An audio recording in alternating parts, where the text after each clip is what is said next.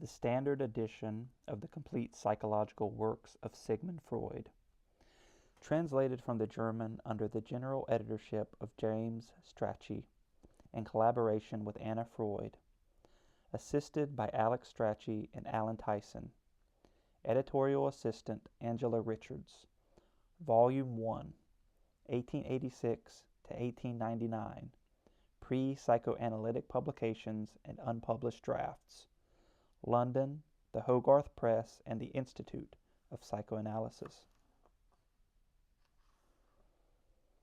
To the thoughts and words of Sigmund Freud, this their blurred reflection is dedicated by its contriver.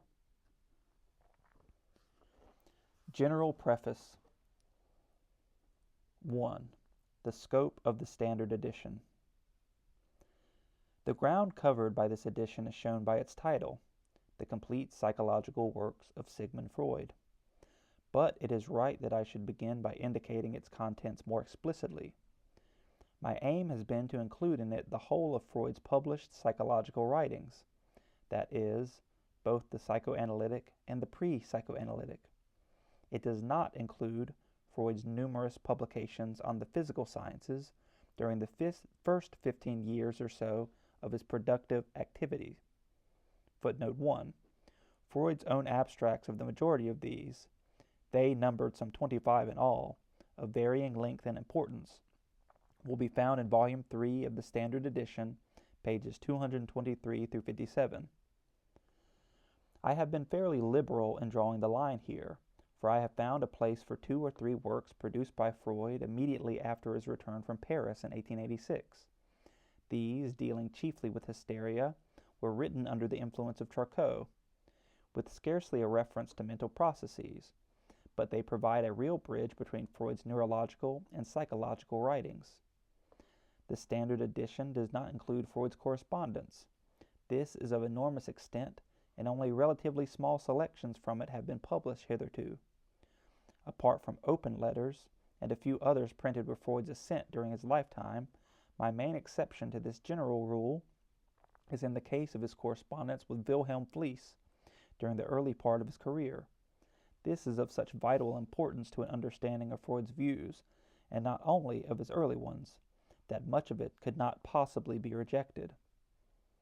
The first volume of the edition accordingly contains the project of 1895 and the series of drafts sent by Freud to Fliess between 1892 and 1897, as well as such portions of the letters themselves as are of definite scientific interest.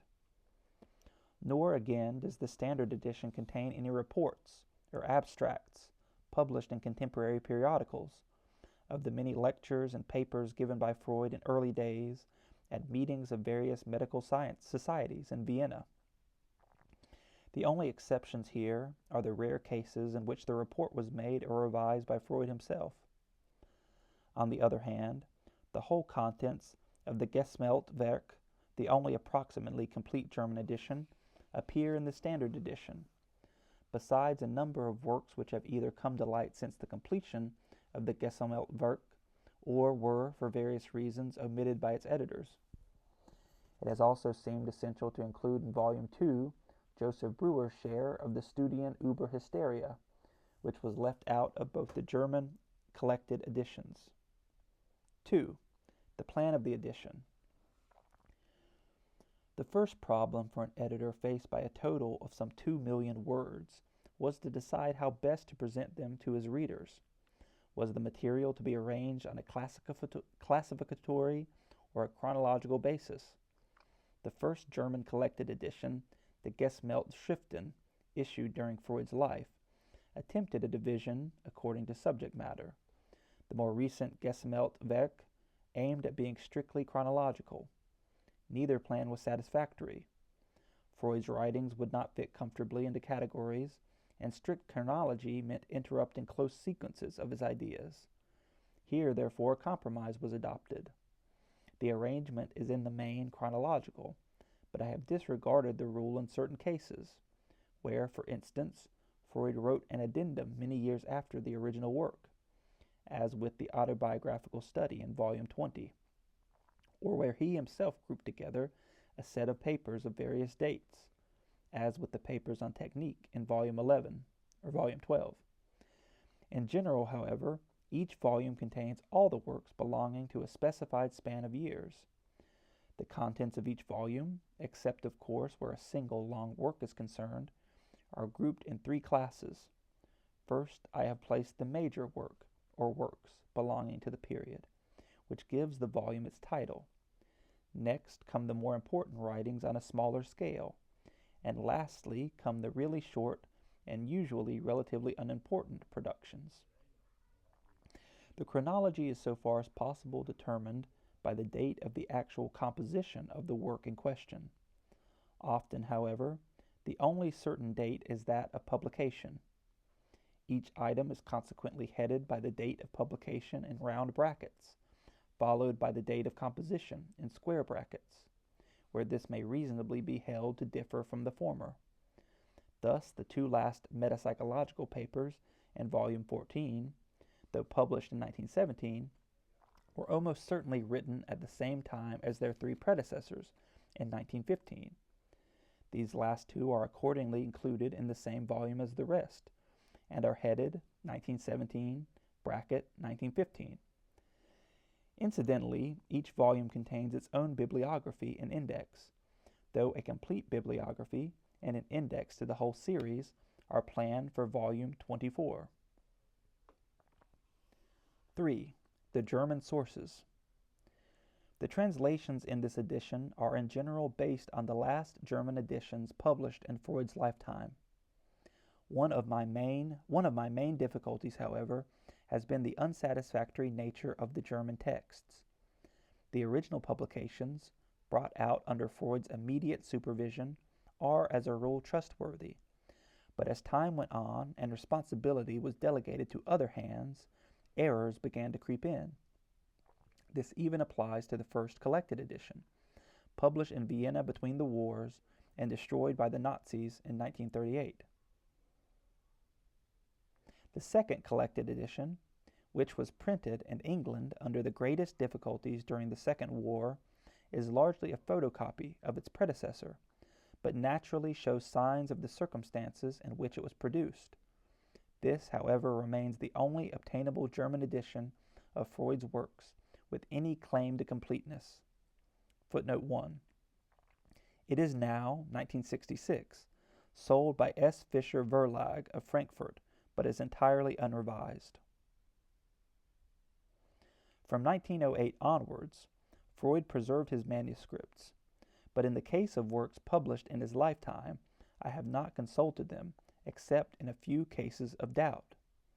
Where writings have been published posthumously, the position is different, and in a few instances, especially in the case of The Project, as will be seen from the editor's introduction to that work, the translation has been made direct from a photostat of the manuscript.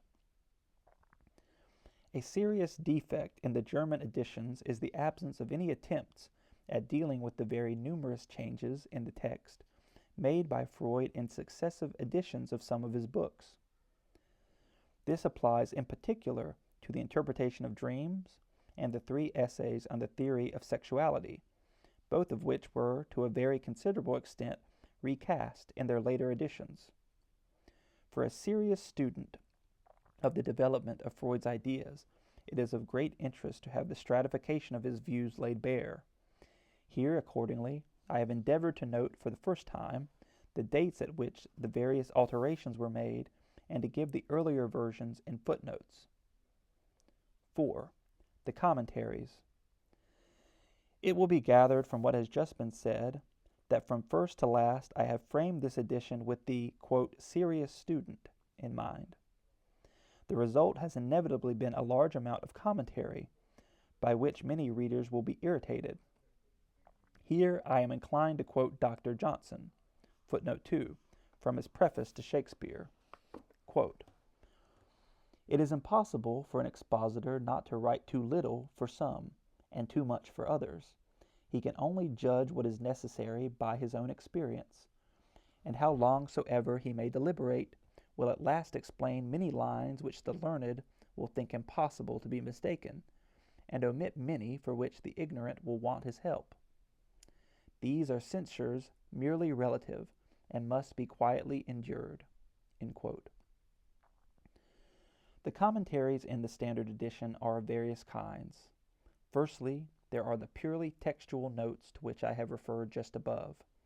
Next come elucidations of Freud's very numerous historical and local allusions and literary quotations. Freud was a striking example of a man equally at home in both of what have been called the, quote, two cultures. He was not only an expert neuroanatomist and physiologist, he was also widely read in the Greek and Latin classics, as well as in the literatures of his own language and in those of England, France, Italy, and Spain. Footnote 1. Many passages in his works give evidence of his interest in the visual arts, nor perhaps was his attitude to music quite so negative as he liked it to be believed. Most of his allusions may have been immediately intelligible to his contemporaries in Vienna, but are quite beyond the range of a modern English-speaking reader. Often, however, especially in the interpretation of dreams, these allusions play an actual part in the line of argument. Their explanation cannot be neglected, though it has called for considerable and sometimes unsuccessful research.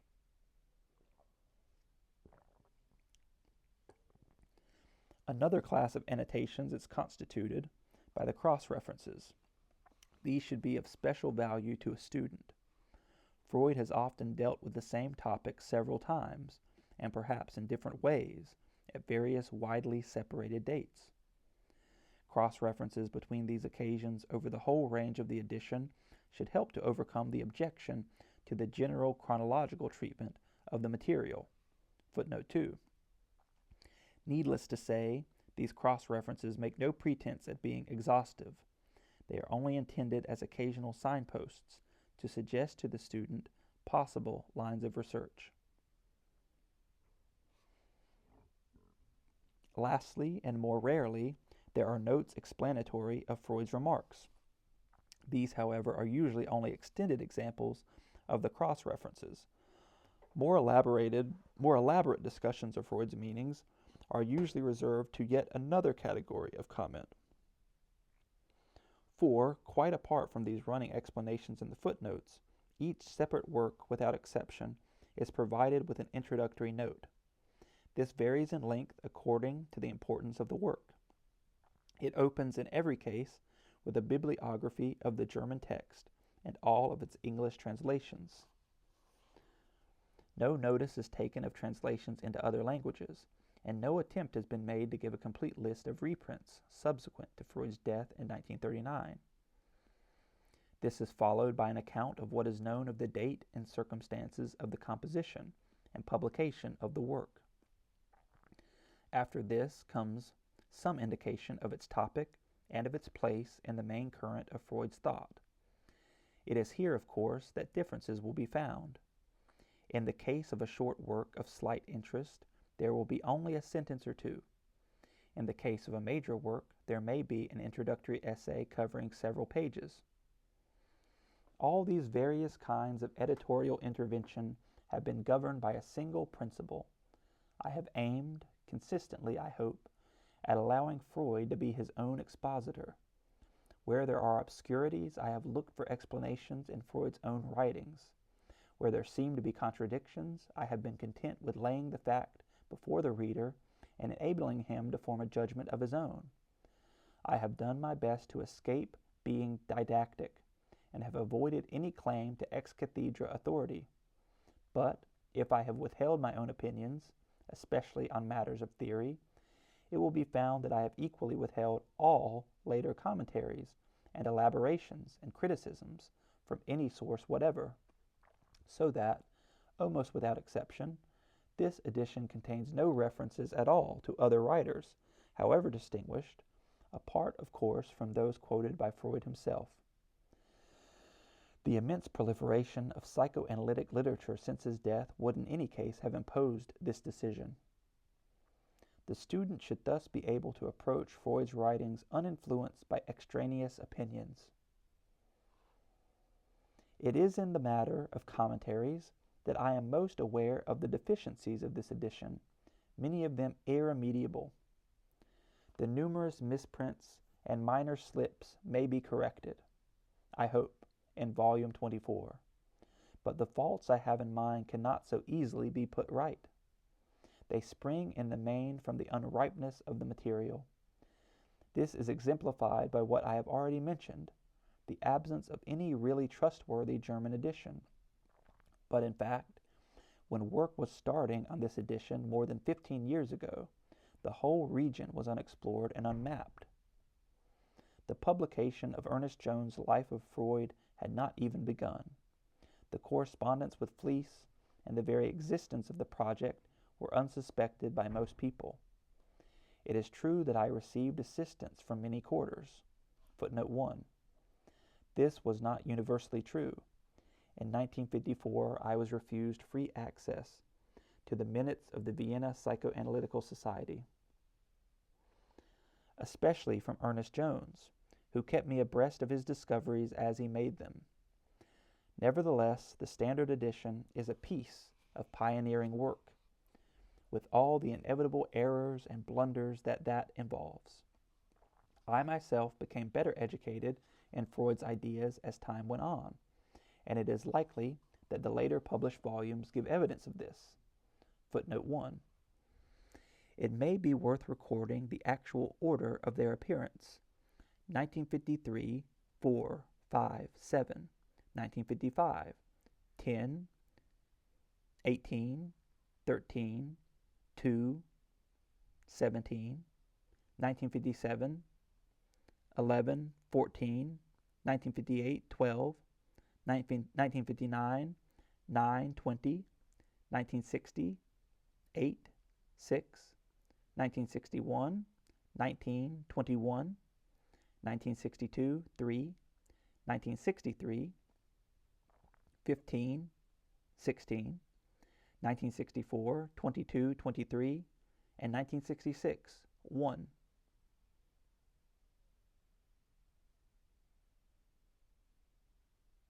Two handicaps in particular may be mentioned. It was, of course, impossible to realize the ideal situation of keeping the whole edition set up in print, but open to correction till the last volume was finished. But it followed that a whole number of fundamental decisions had to be made before the first volume was published. These decisions included both questions of format and of the choice of technical terms, and once made, they had in general to be adhered to throughout the edition, and some of them, of course, were likely to be regretted later. Footnote 2. To mention a very trivial example, I think that if I were starting on the standard edition today, I should probably suppress the tiresome hyphen in the word psycho-analysis. Another source of deficiency, which the charitable critic will bear in mind, is that the standard edition has been in many ways an amateur production. It has been the work of a few individuals, usually engaged in other occupations, and it has been without the background of any established academic machine ready to provide either personnel or accommodation. 5. The translations. In considering a revised translation of Freud, the primary aim was bound to be the rendering of his meaning with the greatest possible accuracy. But another, and perhaps more difficult problem could not be evaded, the problem of style. The literary merits of Freud's writing cannot possibly be dismissed. Thomas Mann, for instance, spoke of the purely artistic qualities of Totem and Taboo, quote, in its structure and literary form, a masterpiece related and allied to all the great examples of German essay writing, end quote. Footnote 3, Thomas Mann, 1929, page 3. These merits could scarcely be expected to survive translation, but some effort had to be made in that direction. When the standard edition was first planned, it was considered that it would be an advantage if a single hand were responsible for shaping the whole text, and in fact a single hand has carried out the greater part of the work of translation, and even where a former version has been used as a basis, it will be found that a large amount of remodeling has been imposed. This, unfortunately, has involved the discarding, in the interests of this preferred uniformity, of many earlier translations that were excellent in themselves. The imaginary model which I have always kept before me is of the writings of some English man of science, of wide education, born in the middle of the 19th century, and I should like, in an explanatory and no patriotic spirit, to emphasize the word, quote, English, end quote. If I turn now to the primary question of the correct rendering of Freud's meaning, I must come into conflict with what I have just said. For wherever Freud becomes difficult or obscure, it is necessary to move closer to a literal translation at the cost of any stylistic elegance. For the same reason, too, it is necessary to swallow whole into the translation quite a number of technical terms, stereotyped phrases, and neologisms which cannot with the best will in the world be regarded as, quote, English. There is also the special difficulty, which arises, for instance, in the interpretation of dreams, the psychopathology of everyday life, and the book on jokes, of the appearance of material involving untranslatable verbal points. Here the easy alternatives are denied us of making a cut, or of substituting some equivalent English material.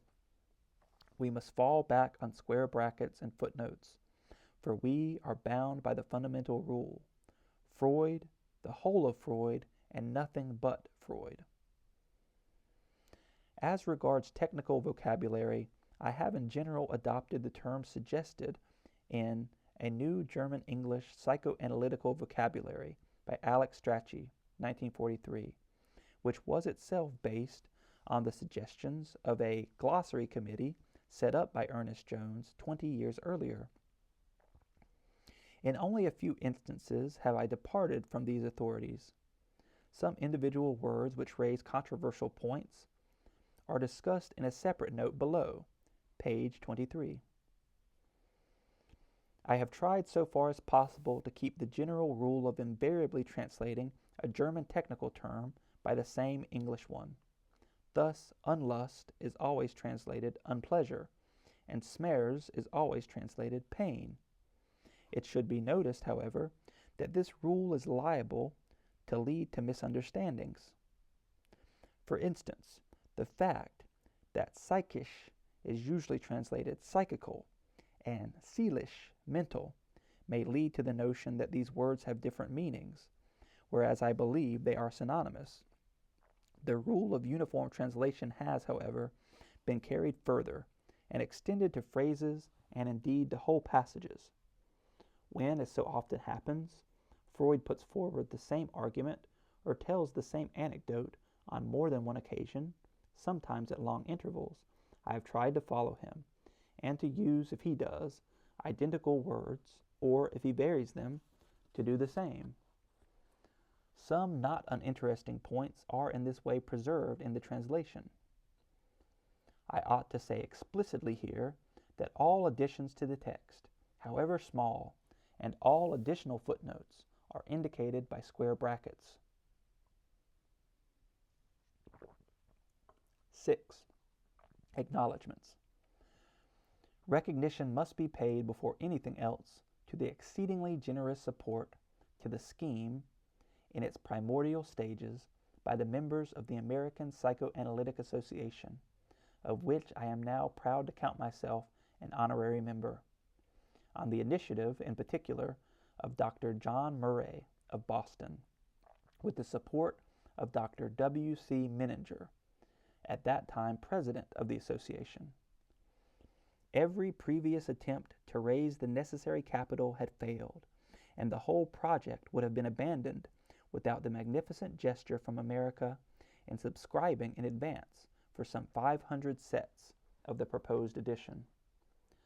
The sum was subscribed as an act of pure and indeed unreasonable faith, at a time when no concrete evidence existed of any such thing as the standard edition, and the patient subscribers were obliged to wait for as much as 4 or 5 years before the first volumes were delivered to them.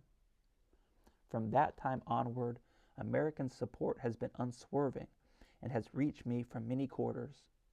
I have enjoyed constant consultations throughout the years with Dr. K.R. Eisler, who has put all the resources of the Sigmund Freud archives at my disposal, besides giving me the friendliest personal reinforcement.